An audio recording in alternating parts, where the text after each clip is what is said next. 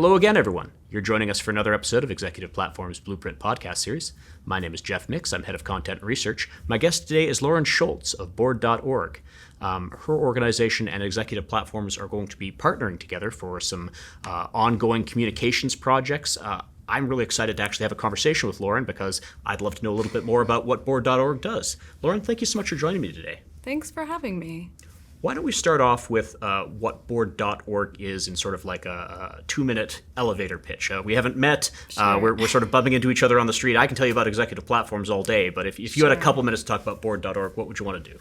Well, we're fundamentally a membership organization. So our job is really to connect peers with each other. So executives that are in the same corporate function, people that have the same jobs, they have the same challenges, they're at similarly sized companies.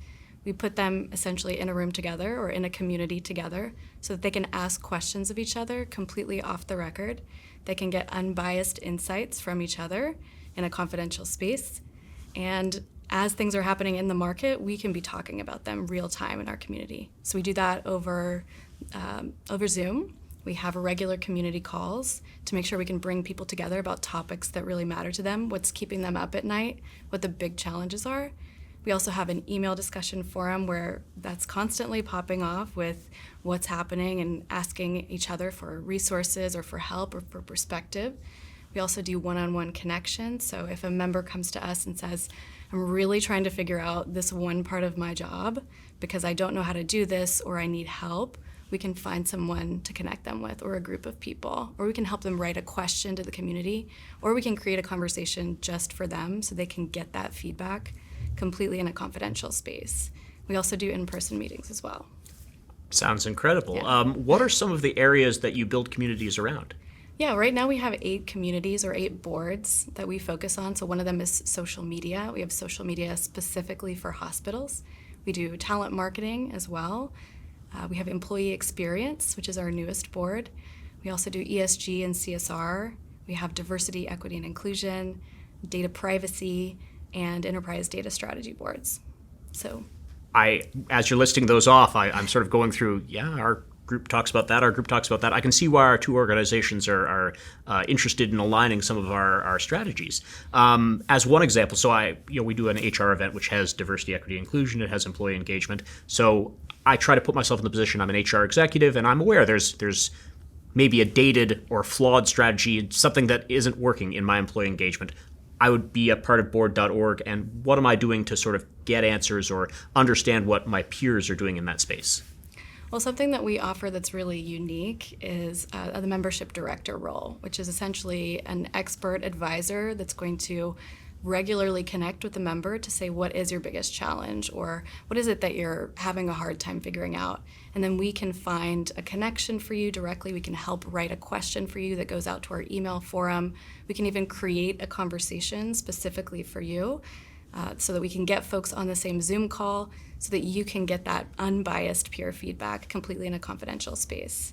So I'm curious about the confidential piece. Yeah. Obviously at a conference, people sort of have name badges and maybe they're even in communication before the event, or they filled out a questionnaire of things that they're interested in, but when they meet, it's not confidential. You know who you're talking to. How confidential are these Zoom calls? Well, everyone does know who's in the room with them or who is in the Zoom room with them. But we do make sure that no one's going to ever share any confidential information from their company, so there's never a worry that everyone's essentially signed an NDA so that you can feel really comfortable coming into that group and saying, here's what's hard about what I'm doing.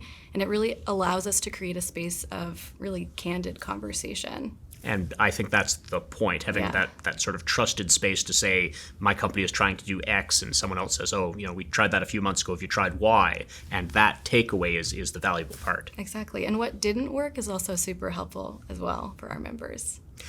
Does your organization sort of facilitate, if we're shopping around at different service or solution providers, do you sort of like crowdsource, what do people think of this or that, or is that sort of a different conversation? No, absolutely, we do cover that. So in our communities, we don't have any vendors in the room, and that helps us be really open and honest about what solutions are working for us, which are not.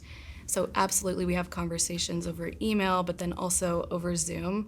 And we can even create connections for folks that are looking to move to a different solution or understand how a product functions.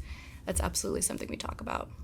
Do you find many executives who are in one group eventually migrate over? Like maybe they were in employee engagement when they were in one role within their HR organization, and then they say, oh, I'm now moving into I'm doing leadership training and DEI is so important, and they move from one group to the other. Do they remain in both communities? Do they switch? How does that transition work?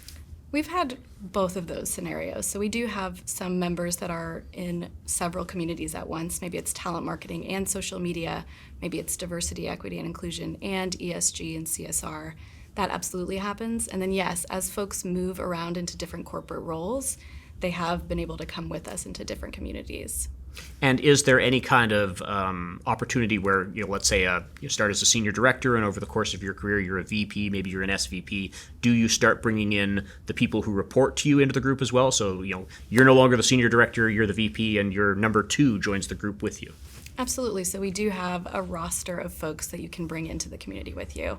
And we are careful about who comes into the group because we want to protect the space. That was my next question. Yeah. How is vetting? I don't want to use vetting in a pejorative term, but obviously there is a sense check of, is this person a value add to the community? Is it a good fit on a peer-to-peer basis? Right. We want to make sure that the group is valuable, so we ensure that everybody in the space with these folks is someone who's a senior leader, who has very similar experience, who's been in this role for a while, and who understands what their challenges are. Now, obviously, you probably started as one community. I think it was in a social media space, right. And then hospitals have a very different social media conversation, so it makes sense to make one for a. Talk about the organic growth that led to these different communities. How have you sort of grown the business over time? Sure. Well, we started with social media. I mean, back when it was called blogging, that's when we started. So then, yes, we've had kind of offshoots of that. So health for social media is just very different with HIPAA compliance. And then we went into talent marketing and how are we marketing for roles on social media and otherwise. And then from there, we really focus on roles that don't have much support. Maybe they're newer or they're just in need of a community of folks that they can come to and get really unbiased peer feedback. And when people are introduced to board, is this your organization has reached out and said, we have these conversations and we think you'd be a valuable contributor? Or is it people hear that board exists and they approach and say, is our company the right size and shape and my role fits to? How does the community grow into new membership? I think it's a bit of both. I think, yes, we do have, we are looking for new members all the time for our communities. But then we do have a strong referral network. People, once they have experience with us, will go internally to different departments, maybe DEI or ESG and CSR, and say, okay, I love this, and they have a community for you. I'd love for you to look into this.